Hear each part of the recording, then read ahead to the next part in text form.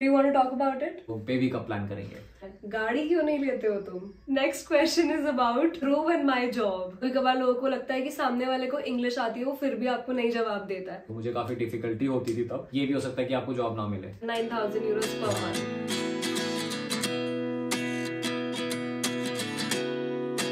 हे guys, welcome back एक और नए वीडियो में। तो आज का video the most awaited video था, व्हिच इज Q&A। काफी लोगों ने रिक्वेस्ट किया था और हमने पुरानी वीडियो में ये मेंशन किया था कि हम एक Q&A वीडियो करना चाहते हैं। तो आपके जो भी क्वेश्चंस हैं आप उनको कमेंट्स में डाल सकते हो। तो Q&A वीडियो में क्या होता है, हमारे जितने भी व्यूअर्स हैं, सब्सक्राइबर्स हैं, उनके जो भी सवाल थे हमें लेके, जर्मनी को लेके, हमारी पर्सनल लाइफ को लेके, हमारा जितना हो पाया हमने आपके सारे सवाल ले लिए हैं और हम उसका इस वीडियो में जवाब देने वाले हैं। हाँ, जवाब भी क्या, मतलब ये तो ऐसा लग रहा है कि हम जनता को जवाब देने वाले हैं।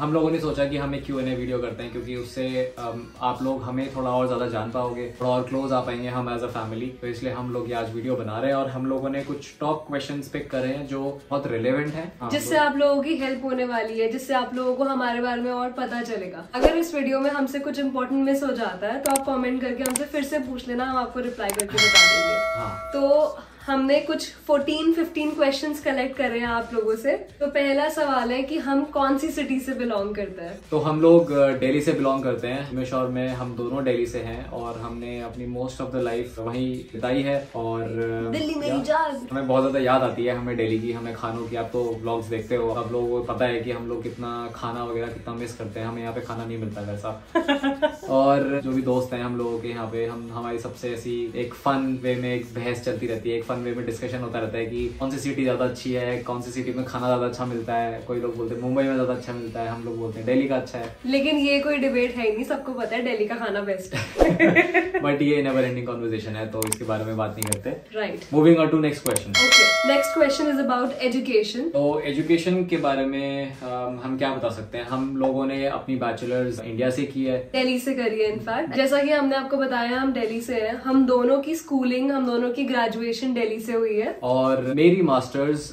मैंने जर्मनी में की थी। और मैंने अपनी मास्टर्स दिल्ली से ही करी थी। मैंने शादी के कुछ टाइम पहले ही अपनी मास्टर्स करी थी और मेरी मास्टर्स थी UI UX डिजाइन में, विच इज मोर और लेस IT। और मेरी मास्टर्स थी मार्केटिंग एंड मैनेजमेंट में। और मैंने अपनी मास्टर्स 2019 में की थी बर्लिन में। मैं पहली बार जब जर्मनी आया था, मैं बर्लिन आया था और बर्लिन में मैं 1.5-2 साल रहा था। उसके बाद मैं जॉब के लिए मैंने फिर हैम्बर्ग स्विच किया था और तब से लेकर अभी तक हम हैम्बर्ग में ही हैं। राइट। वैसे काफी लोग ये भी जानना चाहते हैं कि ध्रुव और मेरी जर्नी कैसे रही, how did we land up to Germany. Do you want to talk about it? हाँ, बता सकते हैं। मैं, जैसे मैंने अभी बताया कि मैं 2019 में मैं जर्मनी आया था बर्लिन में अपनी मास्टर्स करने के लिए। ये काफी एक रोलर कोस्टर राइड थी। पहले मैं स्टूडेंट की तरह आया जर्मनी, उसके बाद मैंने अपनी पढ़ाई कंप्लीट करी, उसके बाद मैंने जॉब के लिए एक दूसरी सिटी स्विच करी। काफी उतार चढ़ाव थे बहुत ज्यादा, और ऊपर से फिर कोविड हो गया था। जैसे मैं जर्मनी आया था, मैं 2019 सितंबर में आया था और उसके बाद नेक्स्ट ईयर ही, मतलब मार्च फेब में कोविड आ गया था और फिर सब लॉकडाउन हो गया था। मैं 2 साल तक इंडिया नहीं गया था। मैं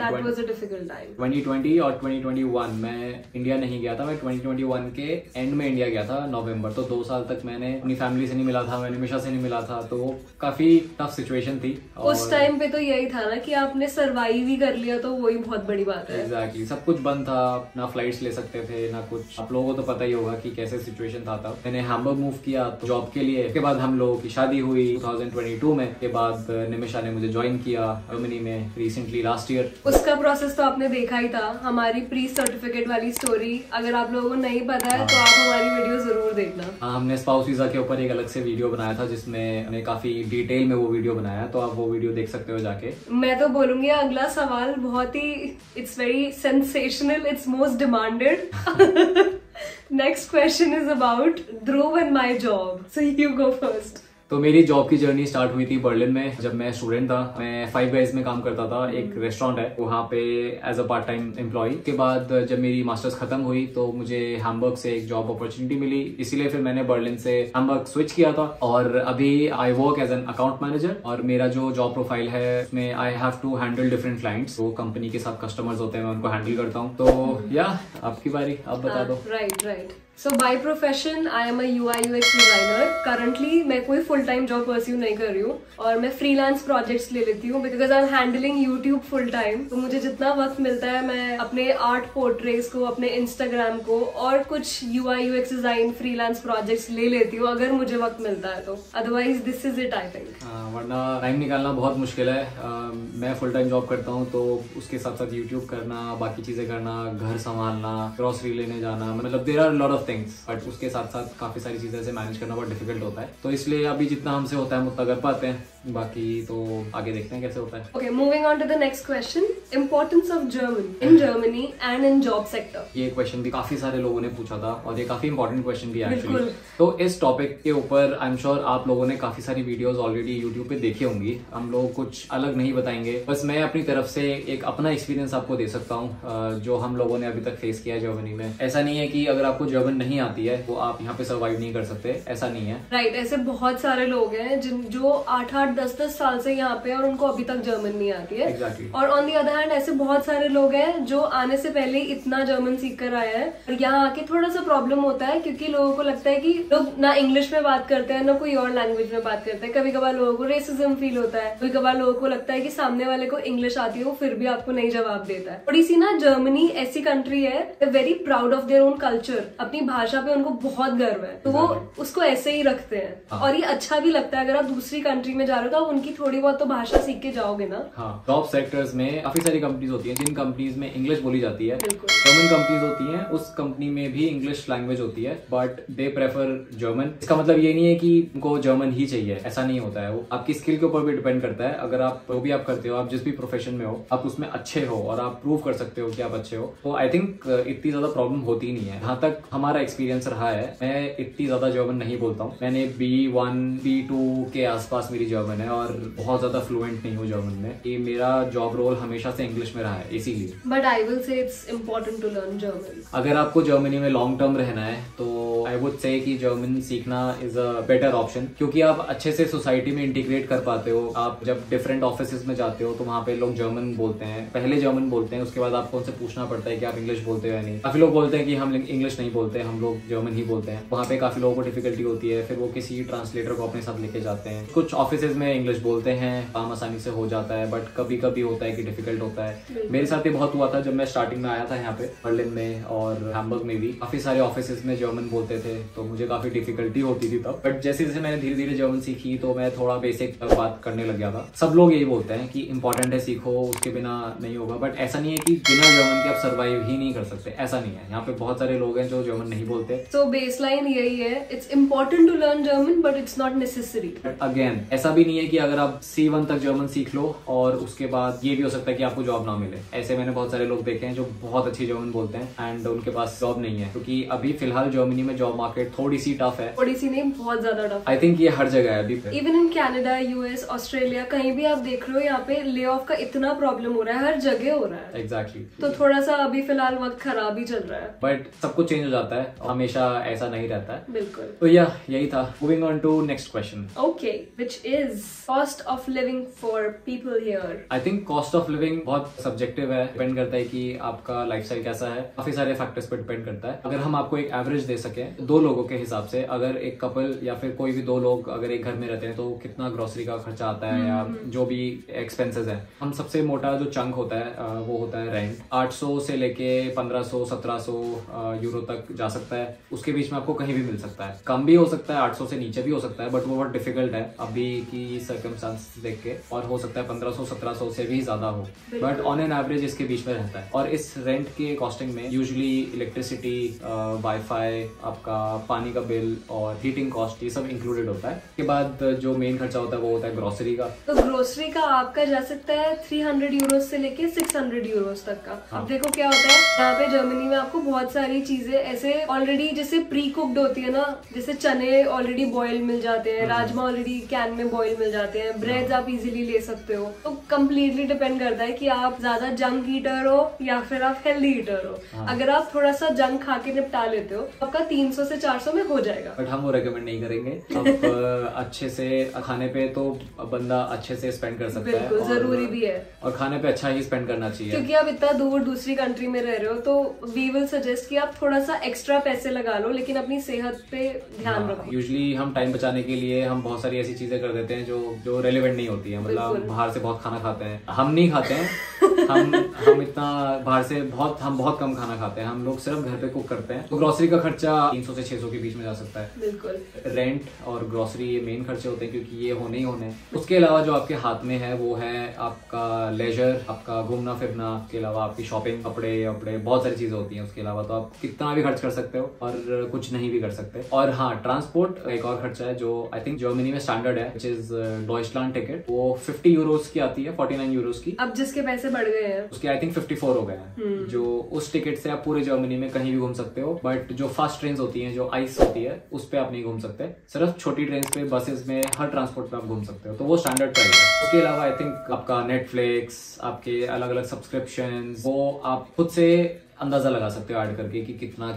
आपका खर्चा हो सकता है। अगेन इट्स वेरी सब्जेक्टिव कि आप लोग ये सब चीजें देखना पसंद करते हो कि नहीं करते हो। ऐसे हमारे बहुत सारे फ्रेंड्स हैं जो यहाँ पे ईयरली VPN का सब्सक्रिप्शन लेते हैं। हाँ। और फिर वो एडिशनल जैसे हॉटस्टार प्लस हो गया, जो भी चीजें इंडिया में चलती है फिर वो उसका यहाँ पे एक्सेस लेते हैं। हम लोग इतना नई टीवी देखते हैं तो हम लोगों ने ये सारी हमने ऐसे कॉस्ट कटिंग करके रखी हुई है। हाँ। उसके अलावा हेल्थ इंश्योरेंस भी काफी इंपॉर्टेंट है। हेल्थ इंश्योरेंस पे काफी मेजर चंक जाता है। अगर आप एम्प्लॉयड हो, अगर आप जॉब करते हो तो आपकी ऑलरेडी सैलरी से वो डिडक्ट होता है। हाफ एम्प्लॉयर पे करता है, हाफ आप पे करते हो। बट जब आप स्टूडेंट होते हो तो वो आपको देना पड़ता है। लास्ट जब मैं स्टूडेंट था, मुझे याद है मेरा 100 यूरोज था, आई थिंक 100 यूरोज या 120 यूरो के आसपास था। So, आप स्टूडेंट होके खुद अपने 100 यूरो देते हो? हाँ, वो हर महीने आपके अकाउंट से कटते हैं और वो बहुत दुखते थे क्योंकि हर महीने 100 यूरो का हेल्थ इंश्योरेंस, बट उसके अंदर सब कुछ कवर्ड होता है। नॉट एवरीथिंग बट मेजरली काफी सारी चीजें कवर्ड होती है।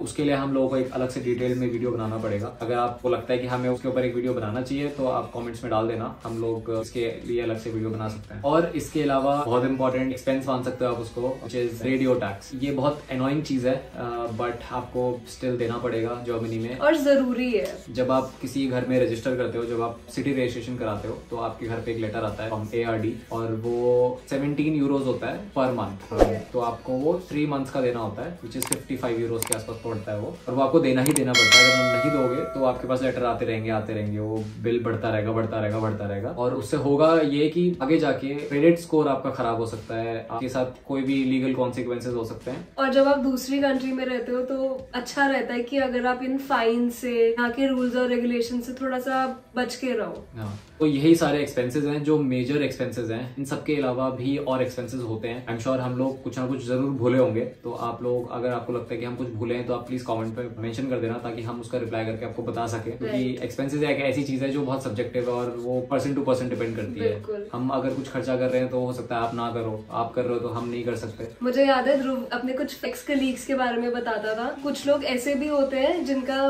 महीना खत्म होते होते उनका बैंक अकाउंट एकदम खाली हो जाता है, और कुछ लोग ऐसे भी होते हैं जो ढेर सारा बचा के भी रखते हैं। Exactly. तो बिल्कुल आपके ऊपर है कि आप अपने पैसे को कैसे खर्च कर रहे हो। तो next question is about health care in Germany. मैंने बड़े सारे मीम्स देखे हैं इसके ऊपर। जब कोई ऐसे सवाल भी करता है तो मुझे हंसी भी आती है कि अरे यार, क्योंकि इतना बदनाम होके रखा है सब कुछ। यहाँ पे आप सबको अगर नहीं पता है तो मैं आपको बताती हूँ कि यहाँ पे अपॉइंटमेंट्स लेना बहुत मुश्किल है। मतलब नो मैटर आपका कोई भी इंश्योरेंस क्यों ना हो, यहाँ पे 2 तरीके के इंश्योरेंसेस आते हैं, एक पब्लिक होता है, एक प्राइवेट होता है। ज्यादा फर्क मुझे नहीं लगता कि इन दोनों में कोई बहुत ज्यादा फर्क है। इनमें ज्यादा फर्क नहीं होता है। इसमें बस फर्क ये होता है कि प्राइवेट में आप थोड़ा सा कम प्रीमियम पे करते हो और पब्लिक में आप थोड़ा ज्यादा पे करते हो। जब आप प्राइवेटली इंश्योर्ड होते हो, जब आप हॉस्पिटल में जाते हो, कुछ अगर आपको डॉक्टर विजिट है तो आपको खुद पैसे देने होते हैं, फिर आपको बाद में रीइंबर्स कराना पड़ता है फ्रॉम आपका इंश्योरेंस कंपनी है। बट जो पब्लिक हेल्थ इंश्योरेंस होता है, आपको कार्ड मिलता है और वो उस कार्ड के साथ आप कहीं भी जा सकते हो। वो कार्ड बस वो स्वाइप करते हैं और आपको कुछ पैसे नहीं देने, कुछ भी नहीं देना, सब कुछ फ्री होता है। फ्री तो नहीं, खैर आप ऑलरेडी पे कर रहे हो उसका, बट आपको कोई ऑन टॉप आपको कुछ पैसे नहीं देने जो आपको बाद में रिडीम कराने पड़ेंगे, रीइंबर्स कराने पड़ेंगे। लेकिन इसमें भी टर्म्स एंड कंडीशंस होती हैं, सारी चीजें कवर्ड नहीं होती हैं। जैसे हमने अपने पिछले कुछ वीडियोस में मेंशन करा था, आपका डेंटिस्ट कवर नहीं होता है, आपकी काफी काफी सारे आई की चीजें, आंखों की चीजें कवर नहीं होती हैं। और रही बात अपॉइंटमेंट्स की, यहाँ पे काफी सारे ना वेबसाइट्स भी हैं, आपके इंश्योरेंस की अपनी वेबसाइट्स होंगी जहाँ पे आप कॉल कर सकते हो, उनको बोल सकते हो कि मुझे ये प्रॉब्लम है, आप मेरे को डॉक्टर ढूंढ दो। हम वेबसाइट्स पे भी चेक करते हैं कि उनकी नेक्स्ट डेट कौन सी आ रही होती है। बहुत लंबी लंबी डेट्स होती हैं। अभी मुझे बात करते हुए भी हंसी आ रही है क्योंकि ध्रुव और मैं पिछले कुछ टाइम से कुछ स्पेसिफिक डॉक्टर्स को ढूंढ रहे हैं, ऑर्थो को ढूंढ रहे हैं, डर्मैट को ढूंढ रहे हैं, और हमें अगले साल की अपॉइंटमेंट दिख रही है। हाँ, तो ये थोड़ा सा डिफिकल्ट है अपॉइंटमेंट्स लेना। मैंने ये चीज नोटिस करी है और मैंने ये चीज थोड़ी सी सीखी है इतने साल जर्मनी में रह के, कि आप किसी वेबसाइट के थ्रू ना सर्च करके अपॉइंटमेंट, डायरेक्टली या तो डॉक्टर के पास चले जाओ, वहां जाके उनसे अपॉइंटमेंट मांगो और उनको बोलो कि बहुत ज्यादा सिवियर है तो मुझे as soon as possible appointment चाहिए, या फिर आप उनसे डायरेक्ट कॉल भी कर सकते हो। बिल्कुल। और किसी डॉक्टर्स का ये भी होता है कि उनकी एक स्पेसिफिक टाइम होती है, जैसे for example let's say 4 PM to 5 PM के बीच में वो लोग ऐसे पेशेंट्स को लेते हैं जिनके पास अपॉइंटमेंट नहीं होता, बट उसमें आपको वेट करना पड़ता है। तो थोड़ी सी चीजें हैं जो थोड़ी सी डिफिकल्ट होती हैं एज कम्पेयर टू इंडिया, क्योंकि हम लोग इंडिया से जब आए थे तो ओह माय गॉड, इंडिया में तो आप कहीं भी चले जाओ, कभी भी चले जाओ, आपको कोई ना कोई जरूर होगा देखने वाला। मुझे लगता है कि ये चीज हमने एज इंडियंस इतना अंडर एस्टिमेट करा है ना। यहाँ पे आके जब मैं अब देखती हूँ ना कि आपके पास 2400 घंटे इंडिया में हेल्थ केयर अवेलेबल है। हाँ। आप किसी भी वक्त, आपको कुछ भी होता है छोटे से बड़ा, there are doctors available in India. But वो फिर डिपेंड करता है क्योंकि इंडिया की ऑब्वियसली पॉपुलेशन इतनी ज्यादा है, इतने ज्यादा लोग हैं, उनको करना ही पड़ेगा। यहाँ पे जर्मनी में पॉपुलेशन तो बहुत ही ज्यादा कम है, तो लोग भी कम है, डॉक्टर्स भी कम है, तो इस चक्कर में थोड़ा सा डिफिकल्ट हो जाता है। अगर आपको कोई इमरजेंसी है, there are on call doctors, वो भी होते हैं, और उसके अलावा आप डायरेक्टली किसी हॉस्पिटल में जा सकते हो इमरजेंसी में, वहाँ पे भी आपको हेल्प हो जाती है। फॉर एग्जांपल अगर आप गिर गए, आपको कुछ हो गया या आपका हाथ मूव नहीं कर रहा है, कुछ भी अगर XYZ है, तो आप डायरेक्टली इमरजेंसी में जाओ और वहाँ पे आपकी अच्छे से केयर करते हैं, अच्छे से आपको संभालते हैं, और फिर वो नेक्स्ट स्टेप बताते हैं कि अब आपको क्या करना है। और इमरजेंसी में जाने का मतलब आपको सच में कुछ ऐसा सिवियर होना चाहिए कि आप इमरजेंसी में जा रहे हो। हाँ। अगर आप उनके पास जाके बोलोगे कि मुझे पेट में दर्द हो रहा है, तो आपको पैरासिटामोल पकड़ा के भगा देंगे। हाँ। पेट दर्द कौन सी इमरजेंसी है। यूजुअली इमरजेंसी में लोग तब जाते हैं जब वो गिर जाते हैं, कुछ हो जाता है, तो फिर वो तुरंत एक्सरे करके देखते हैं कि कुछ टूटा तो नहीं है। अगर नहीं टूटा होता तो फिर वो बोलते हैं कि अब आपको ऑर्थो को दिखाना पड़ेगा, जो कि स्पेशलिस्ट डॉक्टर्स होते हैं। क्योंकि इमरजेंसी में स्पेशलिस्ट नहीं होते, आपको एक स्पेसिफिक डॉक्टर के पास जाना पड़ता है। तो यही था health care system in Germany. ऐसा भी हो सकता है कि हम लोगों ने कुछ मिस किया हो, कॉमेंट्स में लिख देना, हम लोग कोशिश करेंगे उस चीज का जवाब देने का। और I will suggest you guys कि हम जो आपको बता रहे हैं उस पर बहुत ज्यादा रिलाई मत करना, 100% रिलाई मत करना, क्योंकि ये सब हमारे एक्सपीरियंस ड्रिवन आंसर्स है। सबके एक्सपीरियंस अलग होता है, किसी का बहुत खराब एक्सपीरियंस हो सकता है, किसी का बहुत अच्छा हो सकता है। Right, moving on to the next question. Next question is about average salary in Germany. हम ये बता सकते हैं कि जो स्टार्टिंग सैलरी होती है, जो लोएस्ट होती है, वो which is around 1500 to 2000 Euros. और इसके अलावा इट डिपेंड्स कि आप कौन से सेक्टर से हो, एजुकेशन सेक्टर, फाइनेंस, IT, इन सब के एवरेज सैलरीज बहुत अलग होते हैं। जो सबसे ज्यादा हाईएस्ट पेड होते हैं वो होते हैं डॉक्टर्स, साइंटिस्ट, एंड उसके बाद IT, फाइनेंस, और उनका सैलरी जाता है I think approximately 6000 to 7000 9000 Euros per month. तो ये एवरेज सैलरी है। ये कम भी हो सकता है, ये बहुत ज्यादा भी हो सकता है। और स्टूडेंट्स के लिए एवरेज क्या होगा? इट डिपेंड करता है कि अगर आप पार्ट टाइम कितने घंटे काम करते हो। जब मैं 5 guys में था, 9 यूरोस या 10 यूरोस थी पर आवर सैलरी। जब आप पार्ट टाइम काम करते हो तो आप ज्यादा घंटे काम नहीं कर सकते, आप एक लिमिट होती है। तो आई थिंक वो 800 के आसपास होता है per month, which comes down to 10 euros per hour. लोग थोड़े ज्यादा काम भी करते हैं और उसके हिसाब से फिर वो मल्टीप्लाई हो जाता है। So this was a restaurant job. काफी सारे स्टूडेंट्स अलग अलग जॉब्स भी करते हैं, जैसे डिलीवरी हो गया, स्टोरेज वाला हो गया, मतलब वेयर हाउस में जॉब कर लिया। तो सबका ना पेमेंट अलग अलग होता है। मतलब फिलहाल मैंने सुना है कि एवरेज चल रहा है 10 to 15 euros per hour. Okay, moving on to the next question, which is, so अगला प्रश्न है आपके सामने 6 करोड़ के लिए। तो अगला क्वेश्चन है difference in Germany and India in terms of working. अगर वर्क लाइफ बैलेंस की आप यहाँ पे बात करो तो मैं जर्मनी पिक करने वाली हूँ, क्योंकि यहाँ पे जो आपके ऑफिस आवर्स है ना, आपके अगर 9-10 घंटे के ऑफिस आवर्स है तो उसके 11वें घंटे पे कोई आपको काम करने को नहीं बोलता है यहाँ पे। वीकेंड्स पे कोई काम करने को नहीं बोलता है। यहाँ पे लोग आपको एनकरेज करते हैं कि अगर आपकी साल की 28 छुट्टियां हैं तो आप उसको साल में ही लो, अगर आप नहीं लेते हो तो वो थोड़ा गड़बड़ वाला हिसाब हो जाता है। हाँ एग्जैक्टली। तो यहाँ पे आपको 28 से लेके 30 छुट्टियाँ मिलती हैं साल की, और वो आपको बोलते हैं कि आपको लेनी ही लेनी पड़ेंगी। मतलब ऐसा नहीं है कि वो मना कर सकते। और अगर आप छुट्टी लेने जाते हो, ये वेकेशन आपको चाहिए, तो आप जाके सीधा बोलो या फिर सीधा आप जाके एप्लीकेशन डालो, वो अप्रूव हो जाती है। वो फर्क ही नहीं पड़ता कि बंदा कब जा रहा है, कहाँ जा रहा है, मतलब वो पर्सनल लाइफ में तो पड़ते ही नहीं है बिल्कुल भी। ये चीज बहुत ही ज्यादा अलग है एज कम्पेयर टू इंडिया। थोड़ा आई थिंक सिचुएशन थोड़ी सी डिफिकल्ट है वहाँ पे, बट अगेन सबके साथ अलग हो सकता है। जब मैं इंडिया में काम करता था तो मेरे लिए सिचुएशन काफी डिफिकल्ट थी, इसलिए मैं अपना बता सकता हूँ। मुझे नहीं लगता कि इस चीज से ज्यादा लोग बचे हुए हैं। मैंने when I was a fashion designer also, मेरा करियर एक्चुअली फैशन डिजाइनिंग से शुरू हुआ था। मैंने इंटर्नशिप करी थी एक बहुत बड़े एक्सपोर्ट हाउस में, और वहां पे तो भाई जो मेरी हालत हुई थी, मतलब मैं फिजिकली मेंटली मैं जो ड्रेन हुई हूँ, मैं उसके बारे में बात भी नहीं कर सकती हूँ। दैट वाज द टाइम जब मैंने फैशन डिजाइनिंग स्किप कर दी थी। मुझे I wanted a change of career, तो मैं बहुत छोटी भी थी जब मैंने उसके बाद जॉब स्विच भी करी। मेरी काफी सारी ऐसी कंपनीज भी रही हैं जहाँ पे मेरे को बहुत अच्छा एटमॉस्फेयर मिला है। मैं बहुत अच्छे से रही हूँ, मैं बहुत खुशी खुशी ऑफिस जाती थी, काम करती थी और घर आ जाती थी। तो डिपेंड करता है। जर्मनी में मेरी एक फ्रेंड भी है जिसको यहाँ पे बहुत प्रॉब्लम हुई है अपने ऑफिस में। Again this is also very subjective, but मैं बोलूंगी कि वेटेज थोड़ी सी जर्मनी की ज्यादा है। यहाँ पे छुट्टी को एंजॉय किया जाता है। तो moving on to the next question, which is love and arrange marriage. हम लोगों की लव मैरिज थी। लोग 2016 में हम लोग मिले थे। So we started off as very very good friends। और बोलो आप बोलो आप बोलो। यही होता रहता है। तो हम लोग 2016 से एक दूसरे को जानते हैं, और हम लोग अभी रिसेंटली वी गॉट मैरिड 2022। और अगर आपने शादी की वीडियो नहीं देखी तो देख लो जाके, आपको थोड़ा सा अच्छा लगेगा। और ध्रुव और मैंने ढेर सारा लॉन्ग डिस्टेंस रिलेशनशिप करा है। हाँ, वो हमारी लाइफ का सबसे मुश्किल टाइम था। सबसे मुश्किल तो नहीं, लेकिन हाँ one of the difficult times of our lives. So if you guys would like to know more about our story तो आप जरूर बताना कमेंट करके। हम भी अपनी लव स्टोरी इन डिटेल आपके साथ शेयर करना चाहते हैं। We would love to show you our old photos and everything. हाँ, हम एक उसपे एक सेपरेट वीडियो बनाएंगे क्योंकि वो काफी लंबा टॉपिक हो जाएगा। तो अगला सवाल है, बहुत लोग ध्रुव से और मुझसे पूछ रहे हैं, गाड़ी क्यों नहीं लेते हो तुम? गाड़ी के लिए पैसा भी तो होना चाहिए।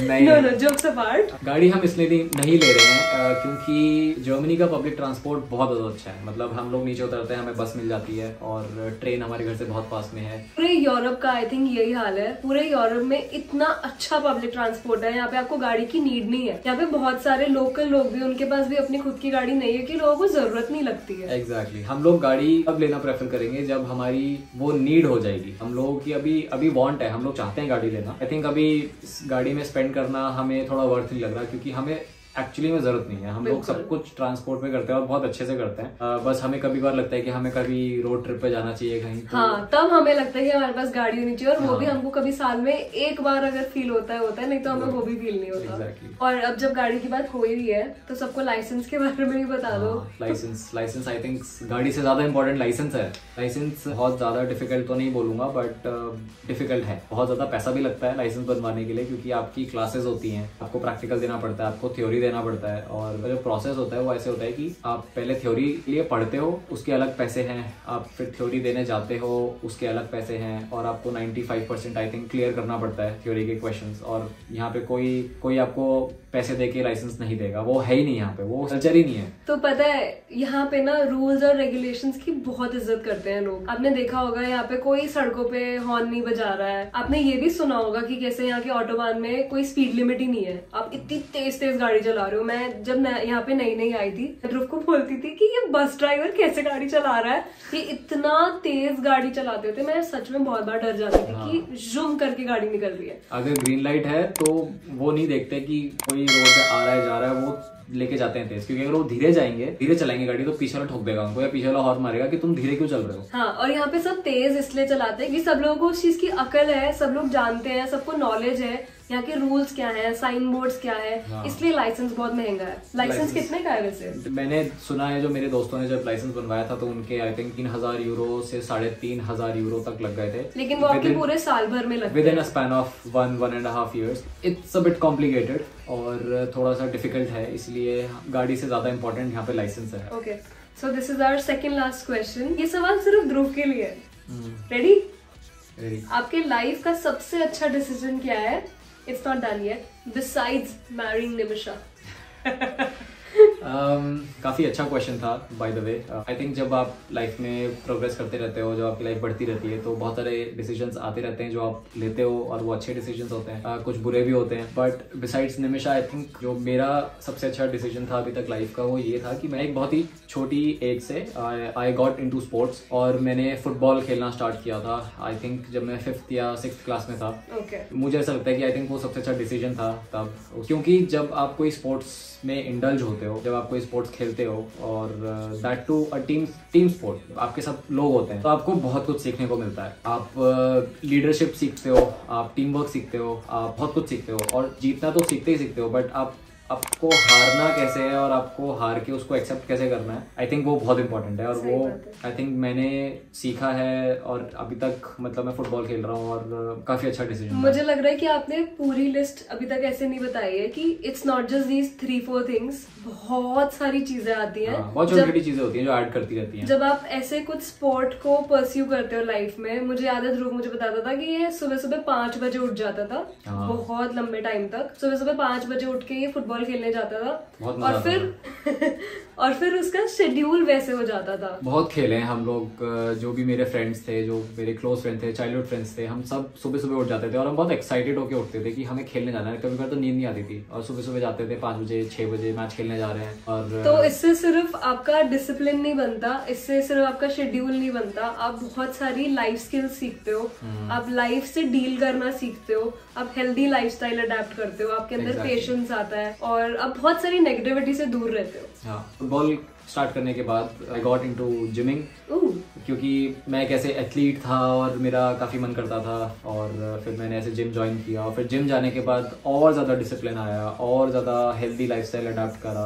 तो आई थिंक वो भी एक बहुत अच्छा डिसीजन था। तो आई थिंक स्पोर्ट्स की कोई एज नहीं होती, क्योंकि मैंने देखा जब मैं खेलने जाता था फुटबॉल, तो वहाँ पे 50 ईयर्स के uncle they used to play with us और वो बहुत अच्छा खेलते थे। आजकल मैंने देखा है कि कितने सारी जो हाउसवाइफ्स हैं, जो लेडीज हैं, वो आर इन देयर 50s एंड 60s, अवेयरनेस इतनी हो गई है कि वो लोग भी वेट ट्रेनिंग शुरू कर रहे हैं। तो अच्छा लगता है ऐसे लोगों को ये सब देखते हुए। तो हमारा कहने का मतलब है कि कोई उम्र से कोई ताल्लुक नहीं है इन सब चीजों का, ये आपके मेंटल हेल्थ के लिए बहुत अच्छा है। तो जितना जल्दी आप स्टार्ट कर सकते हो उतना बेटर है। लेकिन मैं सबसे ज्यादा बेस्ट डिसीजन रहने वाली हूँ, वो तो खैर हो ही। Okay, last question, you read it. अच्छा ठीक है, तो moving on to the next question, the last question. ये क्वेश्चन काफी सारे लोगों ने पूछा था, विच इज हम लोग बेबी का प्लान करेंगे। और ये क्वेश्चन सुन के हमारा ध्रुव बहुत शर्मा जाता है। मैं बहुत शर्मा जाता हूँ, मुझे शर्मा जाती है। नहीं तो हम लोगों ने एज सच अभी कुछ प्लान नहीं किया है। हम इस बारे में कोई डिस्कशन भी नहीं करते हैं। हाँ, टू बी ऑनेस्ट। और आई थिंक हम लोग अभी थोड़ा सा अपने ऊपर फोकस कर रहे हैं और आपके ऊपर फोकस कर रहे हैं। हमारा पूरा का पूरा कंसंट्रेशन अभी यूट्यूब के ऊपर है। हमें अपनी फैमिली बहुत बड़ी करनी है, ये वाली फैमिली। अभी फिलहाल हम लोगों ने इस बारे में नहीं सोचा है और जब भी हम इसके बारे में सोचेंगे या जब भी वो चीज होगी तो ऑब्वियसली आप लोगों को सबसे पहले पता चल जाएगा उसके बारे में। तो ये थे आप लोगों के सवाल और हमारे जवाब, हम जितना दे पाए आप लोगों को। आई होप अच्छा लगा होगा, आप लोगों को यूजफुल लगा होगा, थोड़ा सा और हम लोगों को जान पाए होंगे। अगर हमसे कुछ मिस हुआ या फिर आप लोगों की कुछ और क्वेश्चंस है तो आप कमेंट्स में डाल सकते हो, हम लोग ट्राई करेंगे रिप्लाई करने का एज सून एज पॉसिबल। तो अगर वीडियो अच्छा लगा हो तो लाइक कर देना, सब्सक्राइब कर देना चैनल को और शेयर कर देना ये वीडियो। और जो लोग चैनल पे नए हैं, आप लोग अगर सब्सक्राइब कर दोगे चैनल को तो हम लोगों को और मोटिवेशन मिलता है और ज़्यादा वीडियोस बनाने का। राइट, बहुत अच्छा लगता है हमारी फैमिली बड़ी होते होते देख के। और आपके पास कोई आइडियाज हैं, आप क्या चाहते हो कि हम अपने 10,000 सब्सक्राइबर की फैमिली कैसे सेलिब्रेट करें, हम डेफिनेटली आप लोगों के साथ सेलिब्रेट करना चाहते हैं। जब सेलिब्रेशन हम सबका मिलके है तो आप अपने आइडियाज दो, we'll try to figure that out. बस फिर आज का वीडियो हम इसी नोट पे यहीं पे खत्म करते हैं। मिलते हैं फिर आप लोगों से एक अगले वीडियो में, तब तक के सी यू।